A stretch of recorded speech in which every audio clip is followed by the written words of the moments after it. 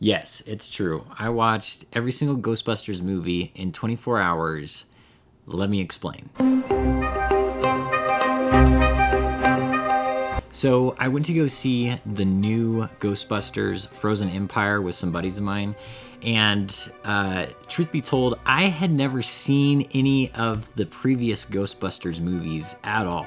And this was a franchise that was living in my watch list, and I had just never gotten around to it. So I thought, okay, great. Now is a perfect time to dive into this franchise and see what it's all about. And let me tell you, I was pleasantly surprised and kind of disappointed at the same time. So I just want to deep dive into each of the films, starting with the first 1984 Ghostbusters. And man, I love this movie.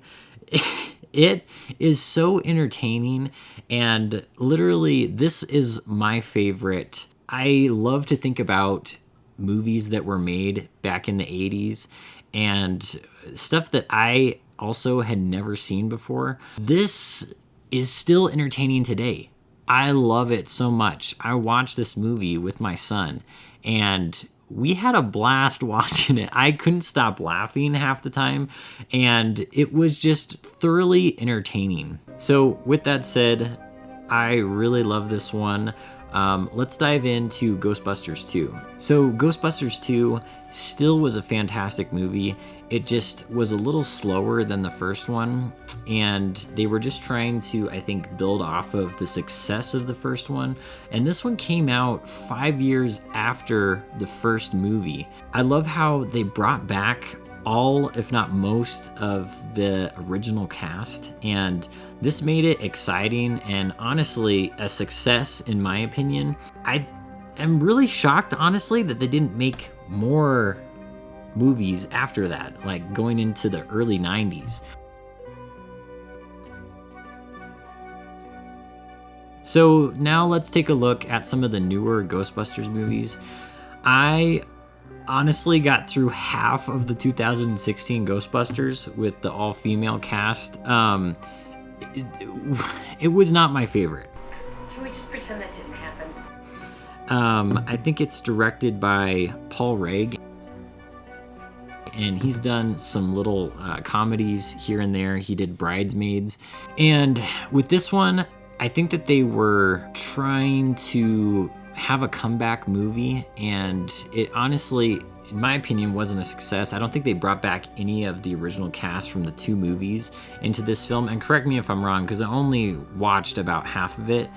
The jokes were dry and just did not land at all for me. I mean, I may have like smirked a couple times, but I think that they were trying too hard with this one, and they weren't staying true to what Ghostbusters had created back in the 80s.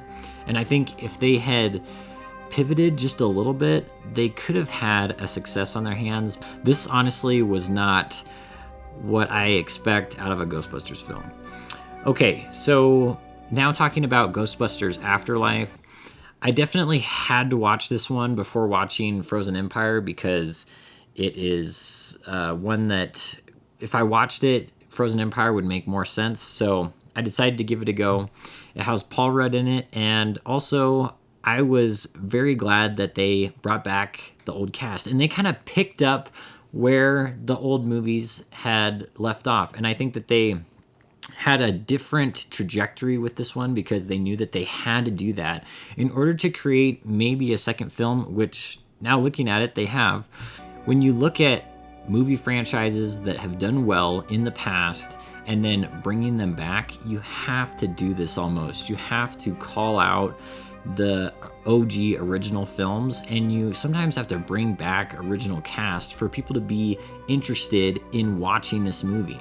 And I think that these two movies brought that. Afterlife definitely brought it for sure. And it was, I think, a step in the right direction. Although this one didn't truly live up to the original movies, they gave it a good try, for sure. So after watching Frozen Empire, I had some conversations with the people I went to go watch it with, and we came to the conclusion that I think that it honestly, this movie felt more like a Marvel DC type thing where you've got like a multiverse almost and different dimensions. And I think that people are really into that stuff right now. But I wish they had kind of steered away from that and just focused more on story and developing what magic the 1984 Ghostbusters had, because that one was special. I mean, that one I'm going to visit again very, very soon and probably watch at least once every single year for the rest of my life, because this one is super special. And I can see why Ghostbusters has such a fan base. Those movies were amazing. And I hope that moving forward, they don't mess up the Ghostbusters franchise. Like, at a certain point, you're just like, stop, please stop. We've had enough. What we've got's good. So honestly, that is my opinion. Let me know what you think of Frozen Empire, the new movie that came out. But I just wanted to put this video out there that I had never seen the Ghostbusters, and man, I am a fan now for sure.